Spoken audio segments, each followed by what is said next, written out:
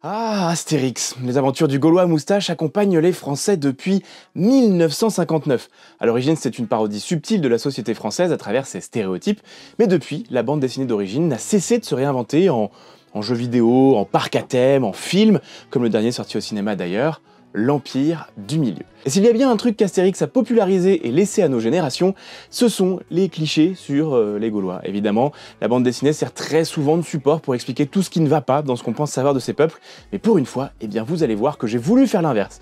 Parce que dans les aventures d'Astérix et Obélix, on y voit aussi beaucoup de choses qui sont des réalités, mais des réalités parfois un peu involontaires. Eh bien, ces types vont faire du latin une langue morte si Jules César continue à nous obliger à nous battre contre eux. Gourdin Germain. C'est un truc qui m'a toujours beaucoup fait rire dans Astérix, celui en Germanie. On y voit beaucoup de Germains, c'est-à-dire les tribus installées dans l'actuelle Allemagne, et ces Germains utilisent de bons vieux gourdins et des grosses massues. La BD indique même que c'est une spécificité des Germains, et partie intégrante de leur culture et de leur politique, puisqu'il y a toute une explication sur les luttes entre différentes factions qui se règlent au moyen de gourdins. Voilà, on est dans la subtilité finalement. Hein. J'ai longtemps cru que c'était juste un délire d'Astérix, d'autant plus qu'on n'a quasiment aucun peuple à cette période qui utilise réellement la massue. Et puis un jour j'ai appris quelque chose d'assez surprenant. En fait, on a retrouvé des gourdins et des massues en bois datant de l'époque des Germains du 1er siècle avant notre ère et un peu après. En fait, ce genre d'arme, entièrement en bois, en théorie, ça ne peut pas survivre au ravage du temps. Le bois se dégrade et finit par disparaître, par pourrir en fait. Hein. On en a quand même retrouvé dans quelques tourbières allemandes où les conditions de conservation sont idéales, même pour le bois. Comme quoi, les blagues parfois cachent un fond de vérité. Cylindrique le Germain va entrer par là. Attendez-le ici. Corse romaine. Dans Astérix en Corse, on fait la connaissance des tribus corses, fiers et culturellement très marqués. Ils sont plus ou moins intégrés à Rome depuis un moment et ils participent aux tâches qu'on leur donne d'assez mauvaise grâce, revendiquant une indépendance farouche qui n'a que faire des souhaits des Romains. Alors bien entendu, c'est un peu compliqué, c'est difficile de ne pas y voir un rapport avec l'île de Beauté dans sa situation actuelle, la Corse, qui est un peu à part, bien que faisant officiellement partie de la France. Cela dit, au moment de la guerre des Gaules, la Corse fait déjà partie de Rome depuis 2 siècles. Enfin, je dis fait partie de Rome, la Corse reste la Corse. Si elle a fait partie des premiers territoires conquis aux Carthaginois par Rome pendant les guerres puniques, la conquête et la pacification de l'île ont été étalées sur le temps et ça a été très difficile. Certains résistants ont même été réduits en esclavage pour l'exemple. Toutefois, c'est aux Romains que l'on doit le développement de grandes villes côtières encore présentes aujourd'hui, comme Aléria par exemple ou Bastia. Ils connaîtront la colère de César. Et par Jupiter, je vous le dis, ils finiront dans le ventre des lions du cirque. Que l'on me prépare un char. Avant de poursuivre et parler des pirates, des esclaves, des conducteurs de chars et de plein d'autres trucs, c'est l'heure de parler un peu du sponsor du jour. Et aujourd'hui, c'est HelloFresh. C'est déjà le 4e partenariat avec eux et vous avez été très nombreux déjà à être convaincus par leur box de produits frais. C'est pour ça qu'on refait un partenariat pour que vous puissiez encore en profiter. Alors HelloFresh, c'est quoi? Le concept est très simple. Chaque semaine, vous choisissez un nombre de plats pour un nombre de personnes, vous sélectionnez vos recettes parmi plus d'une vingtaine proposées et hop, vous recevez un carton comme celui-ci avec tous les produits pour réaliser les plats que vous avez choisis. Les recettes sont toujours très variées, toujours avec des produits frais et elles changent toutes les semaines. On y trouve une catégorie familiale, une de plats rapides à faire, des végétariens, des pauvres en calories, etc. Et quand je vous disais la dernière fois que j'étais influenceur familial avant tout, ma sœur et mes parents sont devenus accros à HelloFresh. Voilà, toujours influenceur familial, ça change pas. Bon. Au-delà de ça, je suis dans un objectif moi-même de rééquilibrage alimentaire actuellement. Voilà, les bonnes résolutions, tout ça, je tiens plutôt bien et HelloFresh m'aide pas mal à manger correctement sans pour autant passer des heures en course ou en cuisine avec des quantités qui sont toujours bien sélectionnées et assez justes. C'est très pratique, les recettes sont bien expliquées et faciles à suivre. On a quelques-unes ici, vous voyez, et ça a été une vraie découverte pour moi l'année dernière et depuis ça m'aide beaucoup. Donc je ne peux que vous encourager à essayer HelloFresh, d'autant plus qu'avec mon code promo Histoire à Chef, vous avez jusqu'à 85 € de réduction sur vos 4 premières box avec 3 cadeaux, parce que c'est jamais perdu. En fait, ça veut dire que si vous voulez tester, ça ne vous coûtera pas grand-chose et vous pouvez arrêter quand vous le voulez, c'est sans engagement. Le code est valable également en Belgique et au Luxembourg. Ça vous aidera peut-être comme ça à continuer de tenir vos bonnes résolutions en février, exactement comme moi. Comme d'habitude, je vous mets tous les liens dans la description. Bref, c'est toujours un plaisir de vous parler d'HelloFresh, donc je suis moi-même très convaincu, mais revenons à Astérix Obélix avec une addiction terrible chez les Romains. les dés romains. C'est assez fréquent de voir des légionnaires romains jouer aux dés dans Astérix et y perdre gros parfois, comme le fameux bouclier du chef Abraracourcix. Même si les boucliers gaulois sont ovales et pas ronds, enfin je m'égare. Enfin, les jeux de dés chez les Romains, ça vient quand même d'une vraie réalité. Les jeux de hasard, pour eux, c'était tout un truc et ils y perdaient des sommes folles à tel point que l'empereur Auguste tentera de les faire interdire, mais sans grand succès. Sans grand succès parce que, en fait, Suétone nous révèle qu'il jouait lui-même, l'empereur Auguste jouait lui-même, et qu'il aurait perdu jusqu'à 20 000 sesterces sur un seul coup de dé. Difficile de se faire respecter dans ce cas-là. Pour la petite histoire, on sait qu'il existait déjà des dés pipés à l'époque qui retombaient toujours du bon côté. En revanche, on ne sait pas trop ce qui arrivait à ceux qui se faisaient prendre à tricher, mais ça devait pas être joli. Légionnaires! Vous vous êtes conduits comme des barbares et comme des décadents! Les courses de chars. Dans Astérix, on voit souvent les gens devenir complètement dingues en suivant les courses de chars, hurlant les couleurs qu'ils supportent et pariant de grosses sommes d'argent. Bien sûr, difficile de ne pas y voir les courses de chevaux contemporaines et le PMU, mais en réalité, c'était déjà le cas à l'époque. Les courses de chars étaient particulièrement dangereuses, pleines de rebondissements et nécessitaient de la part des conducteurs une vraie habileté, même une incroyable habileté, et tout ça, ça faisait s'enflammer le cœur de la foule. Ainsi, si les gladiateurs étaient extrêmement bien payés et adorés de cette foule, les conducteurs de chars de course étaient payés encore plus cher. Mais bon, faut dire que la mort, elle était jamais loin, parce qu'il y avait des accidents spectaculaires qui arrivaient quand même assez régulièrement, et ça donnait lieu évidemment à beaucoup de paris. On a vu l'amour des Romains pour le jeu. D'ailleurs, moi je parie que si vous n'êtes pas encore abonné à la chaîne, vous devriez le faire dès maintenant si vous voulez tenter votre chance et voir d'autres vidéos historiques sympas, et puis abonnez-vous aux réseaux sociaux aussi. Bon, ok, je suis pas impartial, et je suis à peu près sûr de gagner sur ce coup-là. C'est pas un mauvais pari. Voici maintenant le moment tant attendu. La course de chars. Le spectacle que l'immortel César voulait offrir à son peuple. L'esclavage. L'esclavage dans l'Antiquité, et principalement romaine, c'est un vaste et grand sujet plutôt méconnu du grand public. De nos jours, quand on parle d'esclaves, on imagine tout de suite des conditions de vie plus qu'éprouvantes et des êtres humains qui valent à peine plus que des animaux. Cette vision, c'est l'épouvantable commerce triangulaire entre l'Afrique, les Amériques et l'Europe, à l'époque moderne, qui nous l'a donné, en laissant dans l'histoire une trace assez marquante qui fait encore couler beaucoup d'encre. Toujours est-il que dans l'Antiquité romaine, être esclave, c'est un statut, mais qui peut représenter énormément de réalités différentes. La seule chose qui relie ces réalités, c'est la possibilité de pouvoir être tué en cas de besoin. Oui, ça a l'air super chaud, dit comme ça. Je vais vous donner des exemples, vous allez voir, c'est assez logique, bizarrement. Un gladiateur est un esclave car il se donne en spectacle et ne peut plus ou pas être un citoyen. Dans la pratique de son métier, il peut mourir, cela fait partie des risques. Dans la réalité, les gladiateurs meurent peu et sont encore moins exécutés parce que ce sont des gens qui font gagner des sommes colossales à leurs propriétaires, des superstars du sport en fait. Pour en savoir plus sur le sujet, je vous renvoie à cette vidéo qui avait été faite avec des spécialistes de la question. Les médecins aussi, souvent, étaient des esclaves, car cela permet théoriquement de lier leur vie à celle de leurs patients, notamment les plus prestigieux. Ça veut dire que, s'ils n'arrivent pas à les soigner, on peut les tuer. Voilà. Bon, dans la réalité, on les met pas vraiment à mort, parce que c'est des praticiens qui sont assez importants, et c'est plus une question de symbole. De la même manière, un esclave peut avoir des esclaves. Un esclave peut être riche, et certains esclaves peuvent être bien plus puissants que des citoyens romains. Donc quand on voit dans Astérix des esclaves de qualités différentes, de provenance différentes, et surtout qui ont des rôles et des statuts différents, eh bien, c'est tout à fait vrai. Bon après, il y en avait quand même qui atterrissaient dans les mines et qui avaient des conditions de vie absolument épouvantables, mais disons que le spectre entre ceux-là et les esclaves stars du sport super riches, eh bien, le spectre est quand même très large. Voilà. Demandez mes esclaves, mes belles esclaves, c'est de l'esclave viking, elle est fraîche, Belle occasion à saisir de suite. Un esclave tout-terrain garanti 6 mois, entièrement révisé.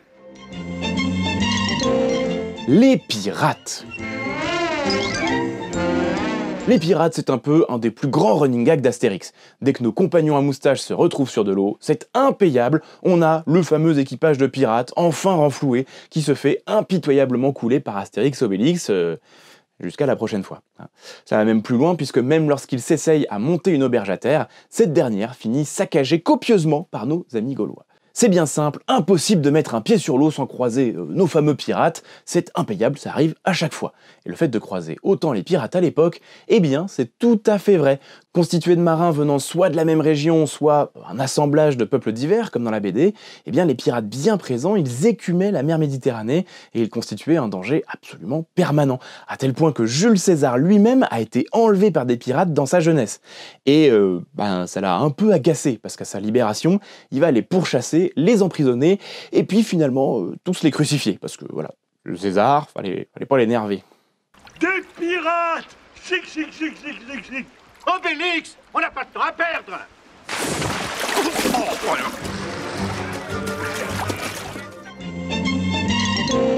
Astérix légionnaire.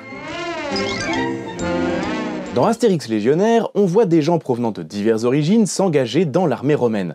Germains, Gaulois, Grecs, Égyptiens, que sais-je, il y en a plein. C'est l'occasion de beaucoup de blagues et si le système rappelle plus l'armée contemporaine, en réalité ça part de quelque chose de tout à fait historique. L'armée romaine à cette époque est quasiment toujours composée avec un mélange de troupes romaines, mais également ce qu'on appelle des auxiliaires. Les auxiliaires combattent pour Rome, mais souvent avec la manière de faire de leur peuple. Cela permet ainsi aux Romains de compenser leurs faiblesses tactiques et d'augmenter leur force. Ainsi, pendant la guerre des Gaules, César recrute des archers en Crète, des frondeurs dans les îles espagnoles des Baléares, mais également des cavaliers germains et gaulois. D'ailleurs, puisqu'on parle d'Astérix légionnaire, César est le premier à constituer une légion entièrement composée de Gaulois. C'est la 5e légion Alaudae, qui aura une belle histoire pendant à peu près un siècle. Alaudae, ça veut dire alouette en latin. C'est un animal qui est assez présent chez les Gaulois. Bande de barbares! On est moins fiers maintenant! Allez, on marche! On avance! Pour la gloire de Rome! La mode et l'hygiène.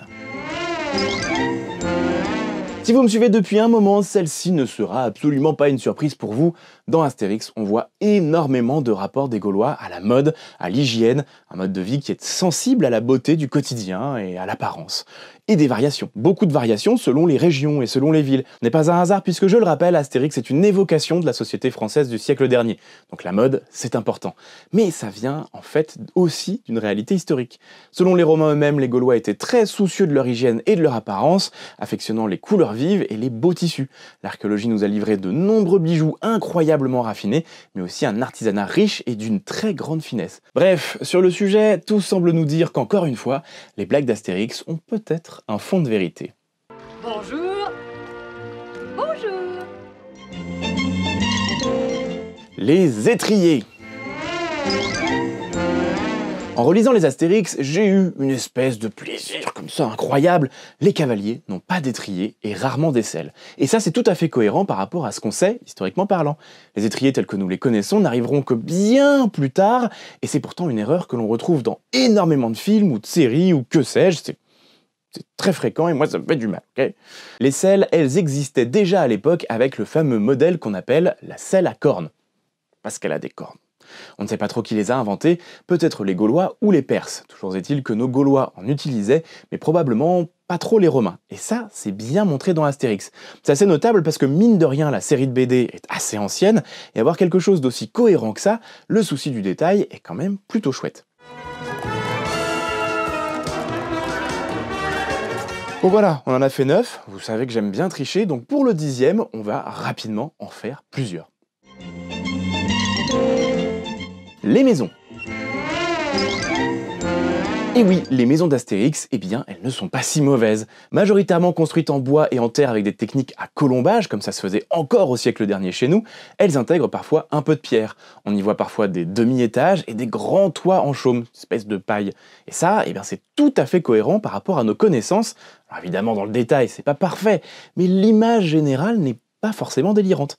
Par contre, la maison du barde tout en haut dans l'arbre, l'espèce de cabane là, c'est pas forcément, on n'a pas de trace de ça.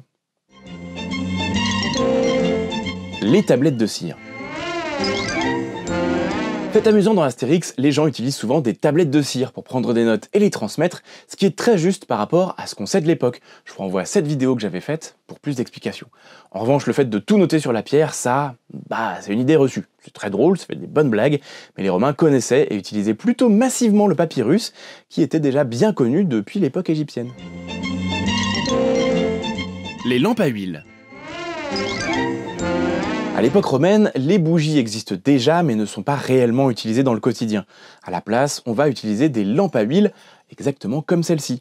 L'idée est très simple, on a un combustible qu'on va mettre à l'intérieur, un combustible lent, une huile par exemple, qui remonte par capillarité dans une mèche enflammée. Ainsi, on a une source de lumière fiable, stable, économique et tout à fait rechargeable. Alors en tant qu'objet du quotidien, on en a retrouvé en céramique ou en métal, dans des versions très simples, mais aussi très décorées, avec des motifs géométriques, des motifs mythologiques, des scènes militaires, des animaux, des combats de gladiateurs.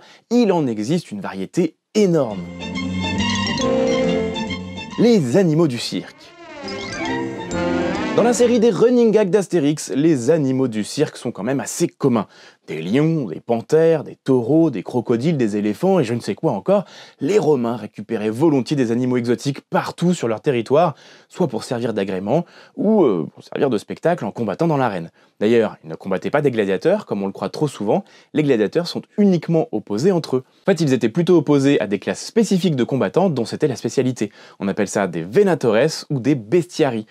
Des chasseurs en gros, hein. C'est un spectacle considéré comme intermédiaire pour les Romains, une sorte de première partie avant les combats stars, ceux des gladiateurs.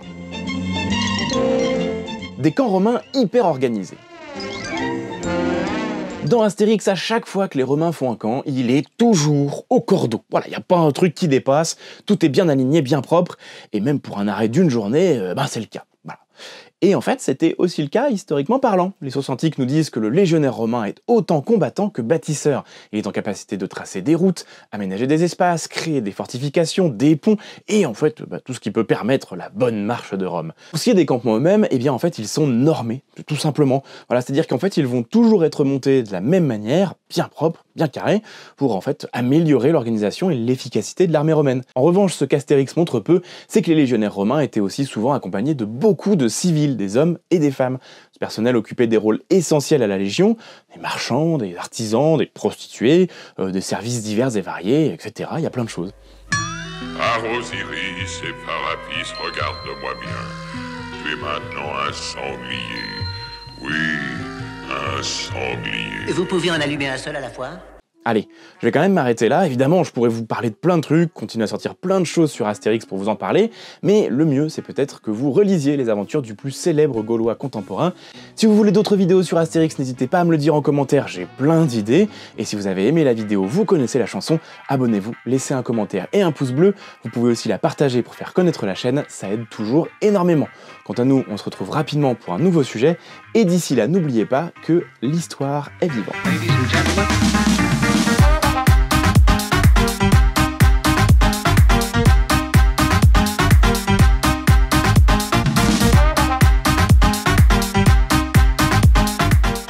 Vous commencez à m'ennuyer avec le porc.